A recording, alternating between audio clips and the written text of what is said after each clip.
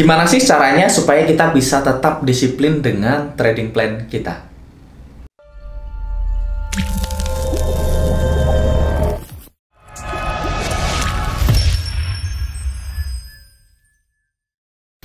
Halo, selamat siang teman-teman semua. Bertemu lagi dengan saya Dwi Anggara. Dan selamat datang di video series tips bagaimana supaya kita bisa tetap disiplin dengan trading plan kita.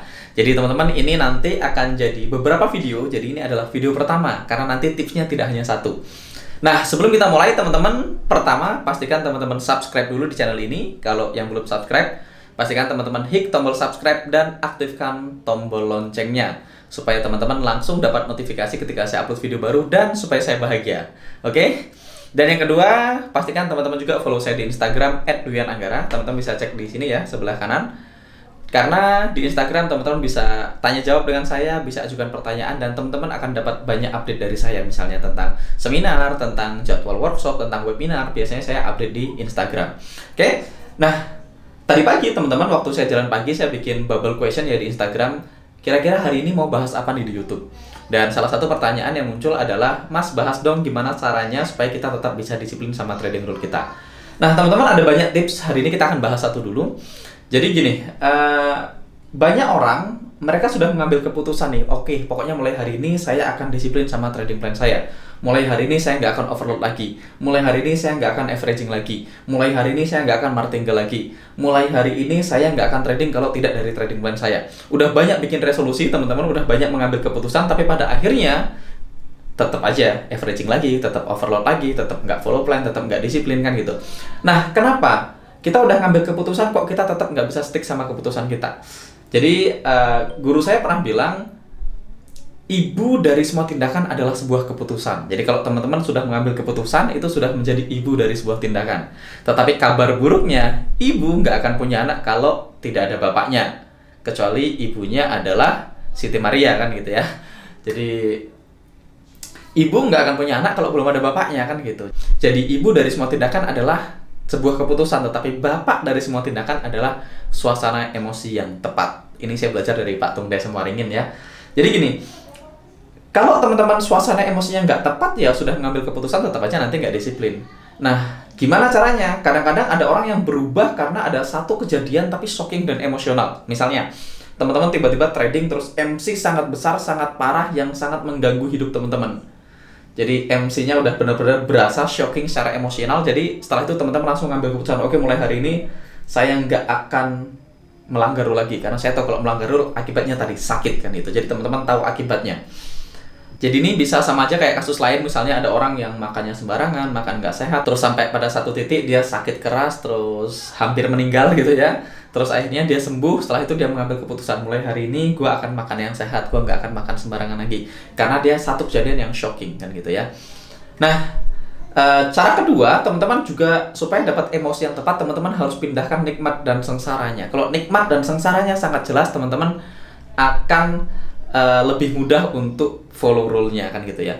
Nah, gimana caranya supaya nikmatnya jelas? Nah, problem dari banyak teman-teman trader adalah mereka tahu nih akibat kalau mereka tidak follow aturan kan gitu. Mereka tahu akibatnya kalau saya nggak disiplin, hasilnya MC dan loss banyak kan gitu. Tapi banyak teman-teman nggak tahu gimana sih rasanya kalau kita disiplin. Teman-teman mungkin nggak kebayang, kalau saya selama ini disiplin sama trading rule saya, sama trading plan saya, profit berapa sih yang saya dapat, kehidupan seperti apa yang saya rasain. Jadi, teman-teman nggak punya bayangan kalau saya disiplin, hasilnya apa. Jadi, kalau rewardnya nggak jelas, ya agak susah juga untuk bergerak kan gitu.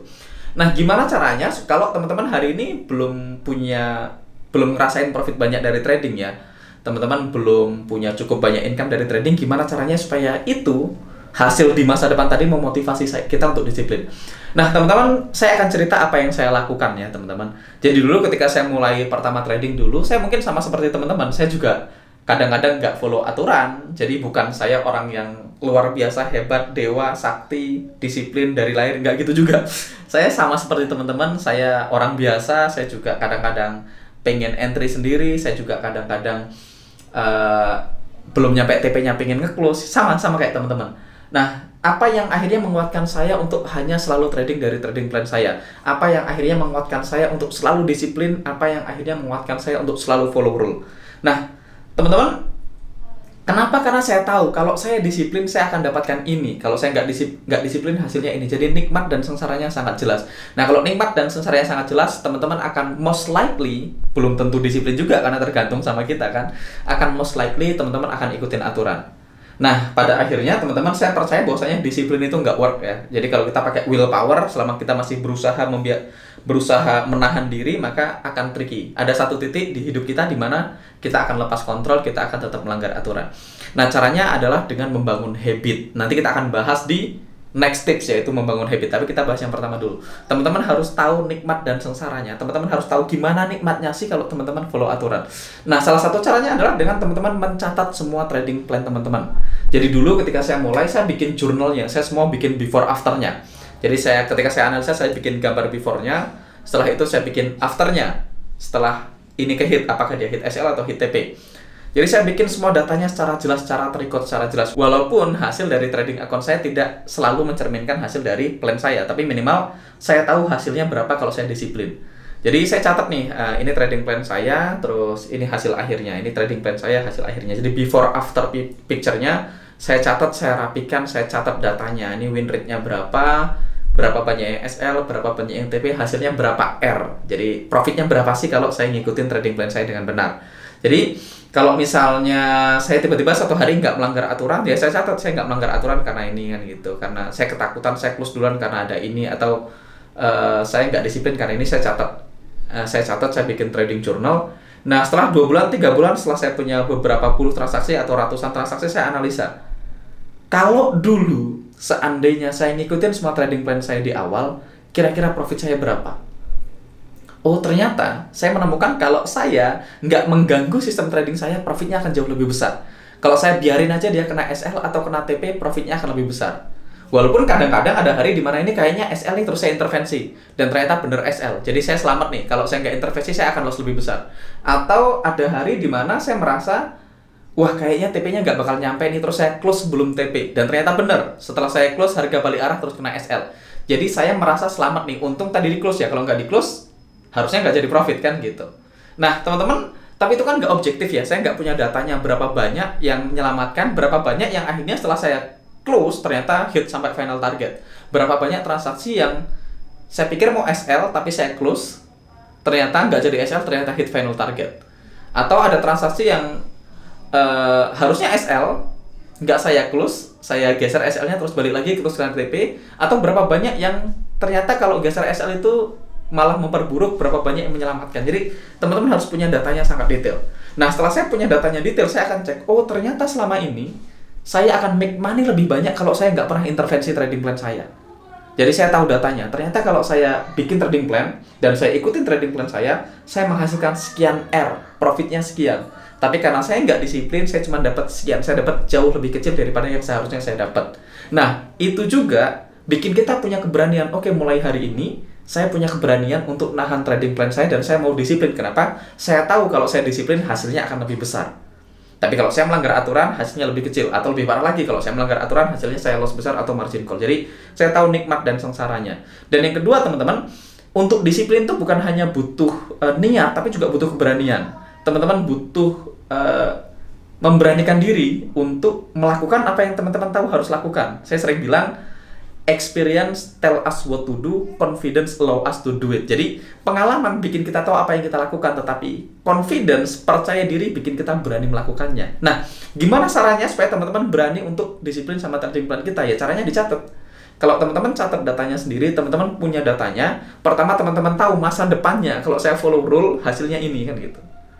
Kedua, saya jadi confidence karena data itu adalah data yang saya compile sendiri, saya bikin sendiri. Jadi saya confidence dengan trading plan saya.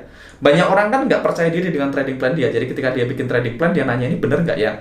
Atau dia bikin buy limit di Euro USD, terus dia dengar Master A sell di Facebook, terus dia pengen, waduh dia nge-sell nih, terus dia cancel plan buy-nya. Karena dia nggak tahu ekspektasinya, dia nggak tahu performa dari sistem trading dia. Jadi dia nggak percaya diri dan nggak berani fokus sama trading plan-nya. Kenapa orang nggak ikutin trading plan-nya? Mungkin pertama, dia tidak tahu hasilnya kalau dia ikutin. Kedua, dia tidak terlalu pede sama trading plan dia. Makanya ya tetap nggak akan ikutin.